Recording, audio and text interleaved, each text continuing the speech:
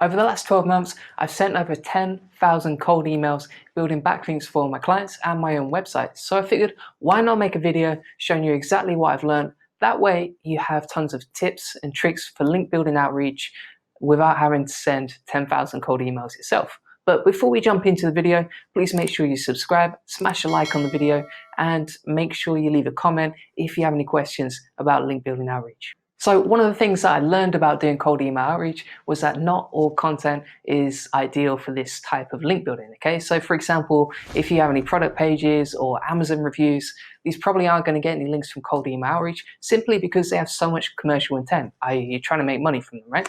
So instead, what you should do is try to build links to your informational articles that are less commercially driven, but will offer a ton of value for the reader. And this way, webmasters are more enticed to link to it because it's just a valuable resource with lots of good information. You know, it's comprehensive, it's detailed, people are going to walk away with some action points, rather than a review or a product page which is just commercially driven and you're just trying to build links to it to make money. And webmasters can see that very quickly. So that's why I'd be careful about which content you use for cold email outreach when you're trying to build links. Now, also some niches are not ideal for cold email outreach. So if you're like in the casino or the gambling industry, then you're probably not going to get links from cold email outreach unless you pay a lot of money. So these really aren't ideal, especially if you're using like the skyscraper technique or guest posting. It's simply that these industries, you know, some people see them as unethical and they don't want to build links to them, unfortunately. You know, I'm not saying that they are unethical or not, but that's just the way things are. The other thing is, well, that if you want to stand out, you should make your content very unique, make it general so that you have loads of prospects to contact, and make it very comprehensive and actionable. And this will boost the chances of you getting a link back from your cold email outreach campaign. So the more that you optimize it, the more links you're going to get from your content. I also learned that when you send so many cold emails, you're going to get rejected a lot and you're going to hear a lot of no's, okay? And webmasters can be pretty brutal about this when you're doing link building outreach.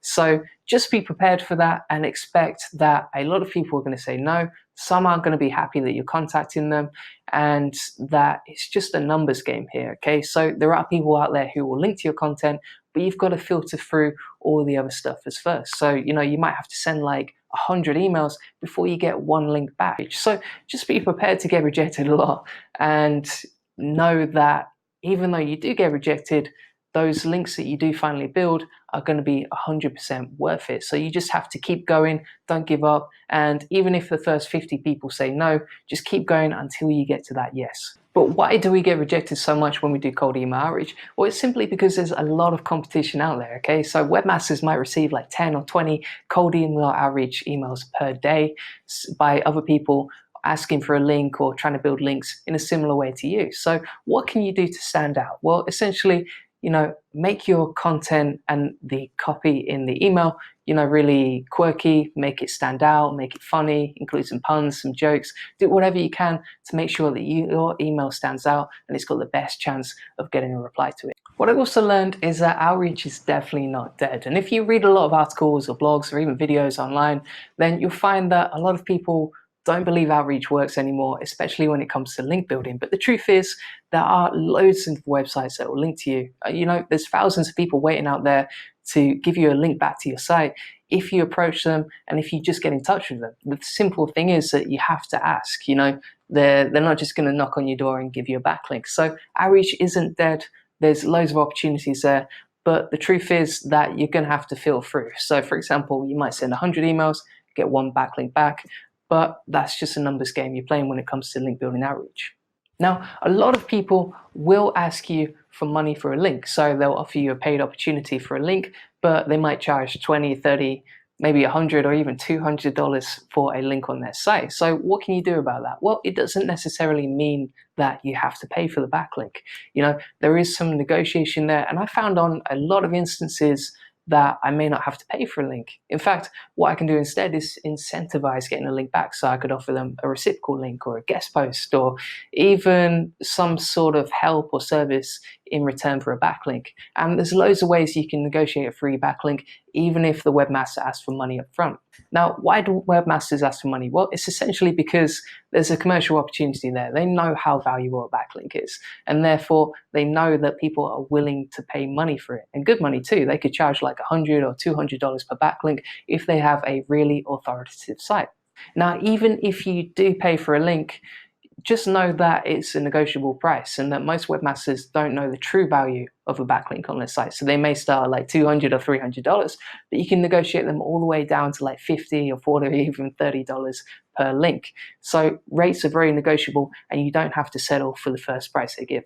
One thing I quickly found out when I was sending so many emails was that you have to be productive and you have to get smarter with managing your emails. So if you send out 10,000 emails, you're going to get a lot of replies back, and you have to be very quick and efficient at managing these. So what does that mean? Well, you can start using and saving templates for canned responses to different answers. So there are going to be certain answers that you send all the time, for example, responses to saying thank you or to saying let me know when you add the link. And you want to save these templates so that you can access them whenever you need them as quick as possible. The other thing is as well that you should hire and outsource someone else to manage your email inbox as soon as you possibly can, especially if you're sending emails at volume, because the problem is you just don't want to spend all your time answering emails. It's quite boring, it's not time efficient, and you could probably do better things with your time.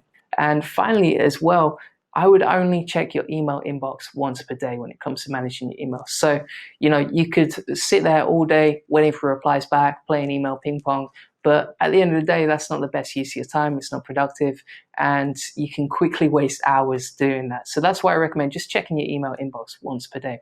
By the way, check out my other video on email inbox productivity if you need some tips on this. The final thing I learned was that backlinks still make a huge difference to your organic rankings. It's still one of the most important ranking factors in 2020. And if you want to grow your site, build your authority, and drive more traffic to your site with SEO, then link building is one of the most important ranking factors. So yeah, this might take a few months before you see results, but it's 100% worth it. And when I was building links for my own websites and for my clients, I quickly found that there was a spike of traffic within 3 to 6 months of building those links. So yeah, you might have to wait, but it's 100% worth it in the long run. So those are the 6 things I learned from sending 10,000 link building outreach emails. I hope you found this video useful, and if you did, don't forget to smash a like on the video, leave a comment if you have any questions, and subscribe if you haven't already.